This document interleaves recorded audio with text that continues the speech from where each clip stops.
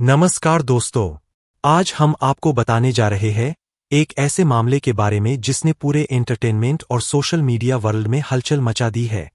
विजय देवरकोंडा, राणा दग्गुबाती, प्रकाश राज और कई बड़े फिल्मी सितारे अब एनफोर्समेंट डायरेक्टोरेट ईडी की जांच के घेरे में है।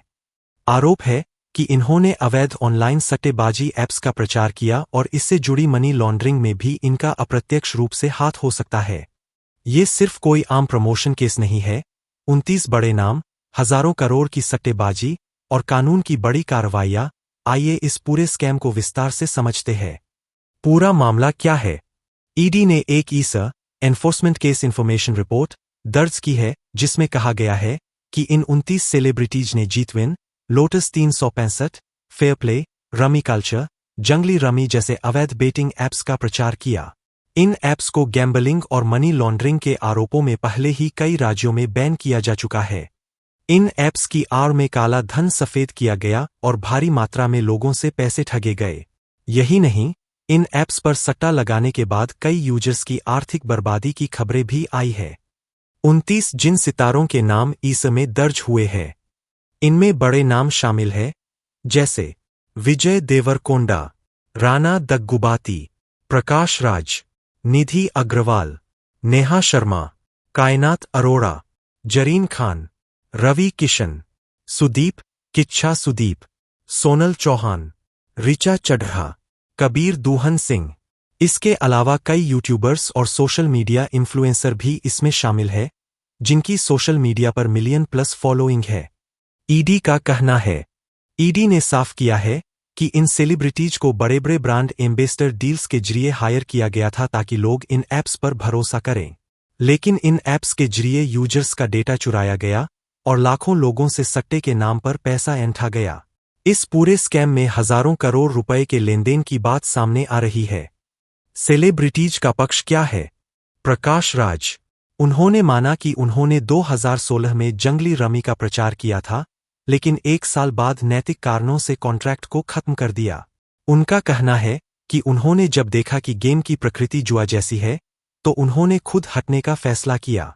राणा दग्गुबाती, उनका कहना है कि उन्होंने 2017 के बाद किसी भी ऐप का प्रमोशन नहीं किया और उन्हें इस केस में घसीटना गलत है।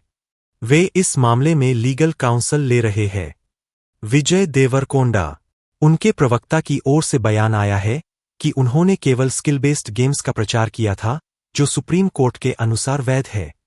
निधि अग्रवाल, जरीन खान, नेहा शर्मा, इन लोगों की टीम ने अभी तक कोई सार्वजनिक जवाब नहीं दिया है, लेकिन सूत्रों के अनुसार वे इस मामले में कानूनी सलाह ले रहे हैं। एड की अगली कार्रवाई, सभी 29 सेलिब्रिटीज से जांच में सहयोग मांगा गया है। उनके payment details, bank statements, promotional agreements की जांच की जा रही है। हो सकता है आने वाले दिनों में कुछ सेलिब्रिटीज को तलब किया जाए या पूछताछ की जाए। ये मामला इतना बड़ा क्यों है? दोस्तों, ये सिर्फ बेटिंग ऐप्स का प्रमोशन नहीं है। ये मामला एक साइबर क्राइम, मनी लॉन्ड्रिंग और सोशल मीडिया के जरिए मास माइंड मैनिपुलेशन का है। जब बड़े सितारे या पॉपुलर यूट्यूबर्स ऐसे प्लेटफॉर्म्स का प्रचार करते हैं, तो लोग उन पर भरोसा करके पैसे लगाते हैं। और अगर वो ऐप फर्जी निकले तो सीधा नुकसान जनता को होता है, जबकि सेलिब्रिटीज को करोड़ों की डील मिल चुकी होती है। अब सवाल यह है, क्या ये सारे सितारे जानते थे कि ये ऐप्स गैरकानूनी है? क्या उन्होंने सिर्फ पैसा देखकर साइन कर लिया? क्या अब बॉलीवुड और टॉलीवुड में एंडोर्समेंट एथिक्स पर सवाल उठने चाहिए? आपका क्या कहना है? नीचे कमेंट करके बताइए। क्या आप मानते हैं कि सितारों को जिम्मेदारी से एंडोर्समेंट करना चाहिए? क्या एड की ये कार्रवाई सही दिशा में उठाया गया कदम है? अगर आपको ये वीडियो जानकारीपूर्ण लगा हो, तो लाइक करें, शेयर करें और चैनल को सब्सक्राइब करना बिल्कुल मत भूलें। हम जल्द मिलेंगे ऐसे ही बड़े खुलासों के साथ। धन्यवाद। जय हिंद।